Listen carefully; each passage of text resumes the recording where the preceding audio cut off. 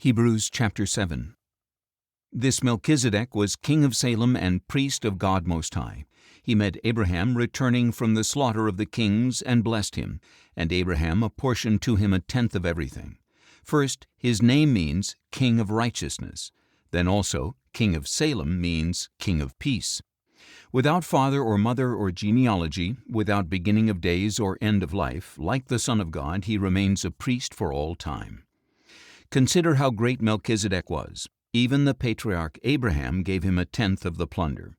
Now the law commands the sons of Levi, who become priests, to collect a tenth from the people, that is, from their brothers, though they too are descended from Abraham.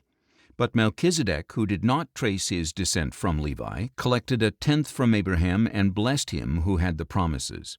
And indisputably the lesser is blessed by the greater. In the case of the Levites, mortal men collect the tenth, but in the case of Melchizedek it is affirmed that he lives on. And, so to speak, Levi, who collects the tenth, paid the tenth through Abraham. For when Melchizedek met Abraham, Levi was still in the loin of his ancestor. Now, if perfection could have been attained through the Levitical priesthood, for on this basis the people received the law, why was there still need for another priest to appear, one in the order of Melchizedek and not in the order of Aaron? For when the priesthood is changed, the law must be changed as well. He of whom these things are said belonged to a different tribe from which no one has ever served at the altar. For it is clear that our Lord descended from Judah, a tribe as to which Moses said nothing about priests. And this point is even more clear if another priest like Melchizedek appears, one who has become a priest not by a law of succession, but by the power of an indestructible life.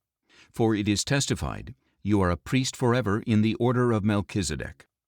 So the former commandment is set aside because it was weak and useless, for the law made nothing perfect, and a better hope is introduced by which we draw near to God.